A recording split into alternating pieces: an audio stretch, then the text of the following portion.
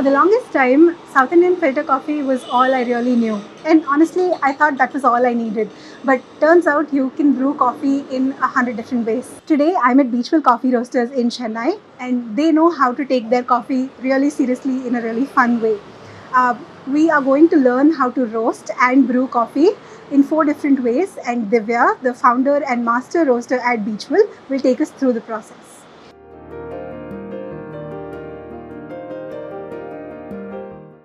Hi everyone, this is our roasting machine. The way we start is first, this is a cast iron drum machine.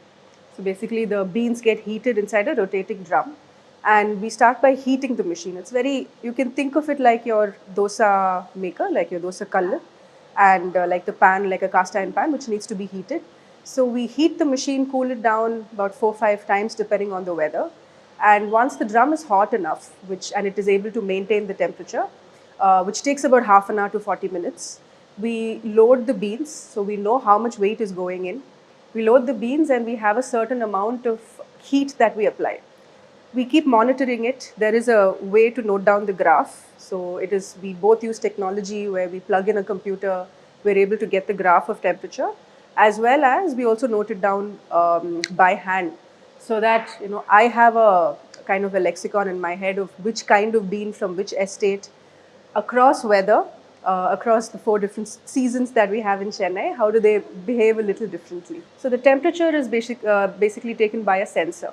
And the sensor notes down what we call the temperature of the bean. So as close to the actual temperature on the surface of the bean. So each batch takes between 11 minutes and 14 to 15 minutes. 11 and a half would be a light roast and the 14 and a half, 15 would be a darker roast. So once we start this machine, after we finish this, so I think we are able to hear the crack of the coffee. So that is where the moisture is releasing. We'll be able to hear it a little more if I move closer to the machine. Basically offload this batch of coffee, we immediately cool it down. Then we again do the cooling down and heating up of the machine and then we go to the next batch.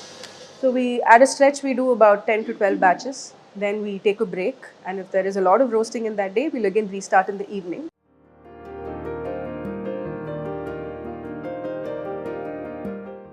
We're back from the roastery to the cafe. So you would have seen the coffees being roasted in the roastery.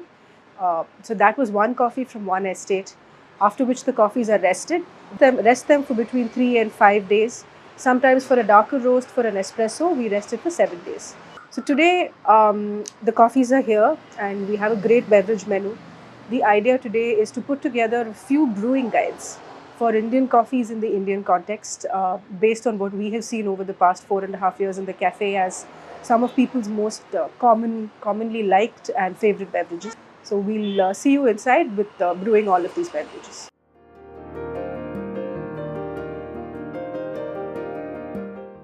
We're talking today about South Indian filter coffee and we're going to be brewing with this really nice filter. It's from this company called Aram Se Coffee. It's an upgraded version of the South Indian filter. The idea today is to help you put together 4 or 5 really great beverages with what is available in your pantry, with some great coffee and just water. So for the South Indian filter, the only thing that we require is a hot water kettle. We'll talk a little bit about a gooseneck kettle and what kind of kettle you require. And of course, you require great powder. The first thing is to prepare the bed. Usually it is 1 to 1.5 tablespoons per cup, which is for 15 grams. So we are adding 60 grams of coffee here. 30 grams, sorry.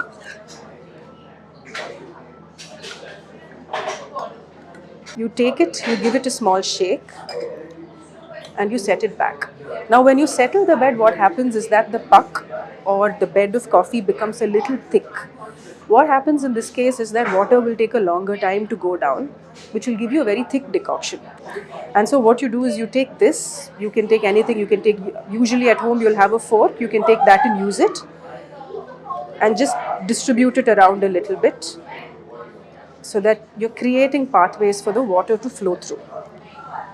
Now we take your kettle, so we'll pour in a thin stream. So we've added 30 grams of water. I'm setting my timer on. We've added 30 grams of water and we're going to go all the way until we go to 120 ml. So if you remember, we're maintaining the ratio of 1:4, and we close the lid. Now, this particular filter, very intelligently, it has an air gap so that you won't get vacuum buildup. So just be careful in anything which does not have this air gap. We just recommend that you place the lid on top. You don't need to close it all the way through. It means that you will lose a little bit of temperature, but that's okay because at least you'll be able to touch your filter and open it when you need it. And after 5 to 7 minutes, ideally you should have a great amount, about 60 ml of decoction ready for a 2-person brew.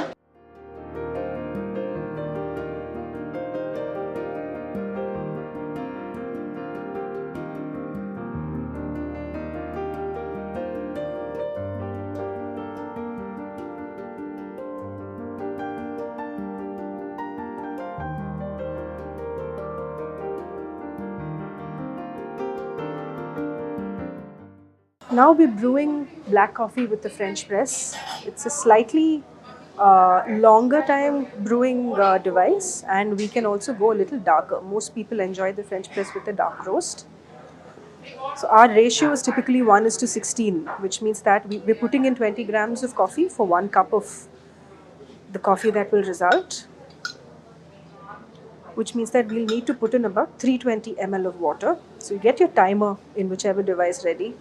Give this a shake to settle your bed of coffee and start pouring. Again, very, very thin stream of water so that there are no parts of the coffee which are untouched. And you change your angle a bit, get all the parts of the bed tapped.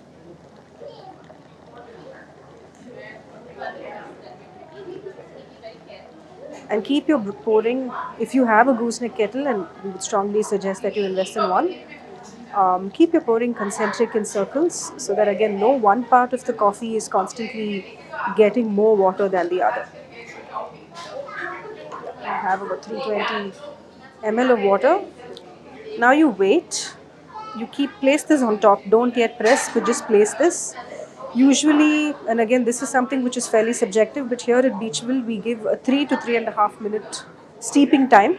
And as you can see, the water, the coffee brew starts collecting and the coffee grounds get pushed down. So you do this until the plunger meets the bottom of the chamber, and you do it slowly because sometimes the plunger can also go a little sideways if you do it too fast. So hold on to the top of your lid and you can pour.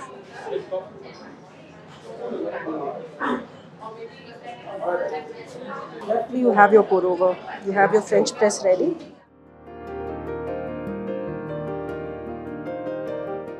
Now we'll be talking about the AeroPress. The AeroPress is a very versatile device that we like a lot because it's something in which you can brew everything from a thick decoction or an espresso right up till a fairly watery Americano equivalent. So today we'll be talking about we're using the same powder with the same grind size as we did for the South Indian filter, but we'll be making something closer to an espresso with it, where we siphon it through with the AeroPress. So, and then we'll be adding milk. For the South Indian filter, we did decoction with dairy milk. For the AeroPress and the espresso that we'll be getting out of the coffee, we can add oat or almond milk so that we get something which is very similar like a latte, but it is extracted quickly. So the kind of flavor notes that we'll be getting out of this will be different. So this is the AeroPress. We have 2 chambers, and what we'll be doing is to put the coffee and the powder, and then we'll be allowing it to settle for about 2-3 minutes, and then we will plunge it out. What we collect in this lower chamber in the carafe, it will be something very similar to an espresso, and it in fact even has a little bit of crema like the espresso does. First put in the filter along with the filter paper. We'll attach it, and we're going to add coffee now. So for something which is close to an espresso, which is a fairly thick brew, which is like a decoction, we typically use a 1:3 ratio. So we'll be using like a 1:25 grams of coffee powder to about 70 to 75 ml. And this you can adjust a little bit after you try it out for a couple of times, adjust based on the amount of strength that you're expecting.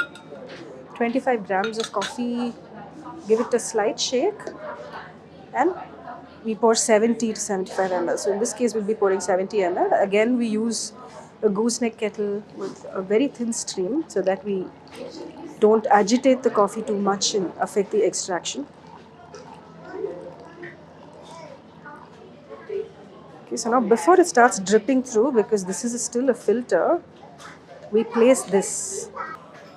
Now we waited for a reasonable amount of time, and that again can vary depending on how thick you're looking at, and we press this down.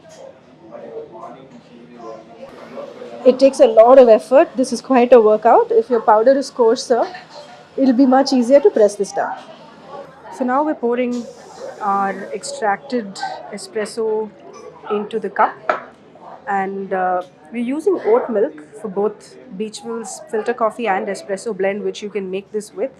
The oat milk's nuttiness usually helps. So we've heated a little bit of oat milk here. You could even heat it on your stove top, that's not a problem.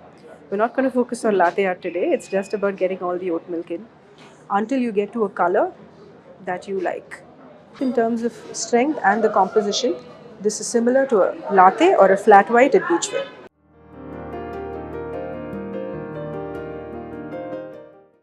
So this is one of the most spoken about black coffee making devices, which is called the pour over device. And we are today using the Hario, and we're going to make an iced pour over with this. We're using 20 grams of coffee powder, and since it's an ice pour over and we're going to be decanting it into ice as well as adding ice, we'll be using a lower brew ratio of 1:10, which is 20 grams of coffee to 200 ml of water. Usually for just black coffee, this would be 20 grams and 320 ml of water. So we'll start. The first stage is called blooming, where we just add a little bit of water to wet the grounds. We take 30 seconds to pour the water and 60 ml of water in the first pass.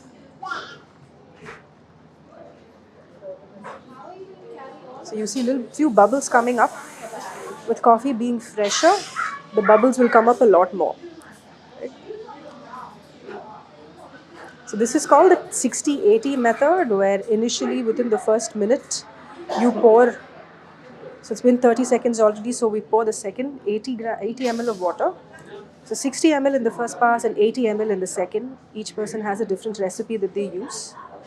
So we get to 140 ml and we wait for 1 minute and 10 seconds is 70 seconds.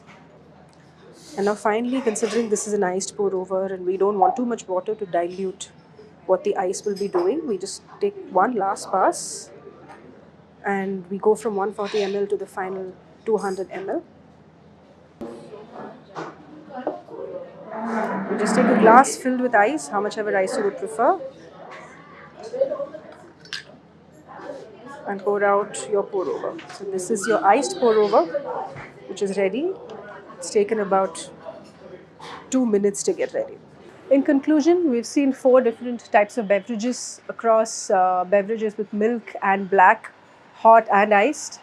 But of course, with coffee, nothing is ever exhaustive. You can use a South Indian filter to make a very great latte with excellent latte art. So the sky is the limit, and it only is as exhaustive as your imagination is.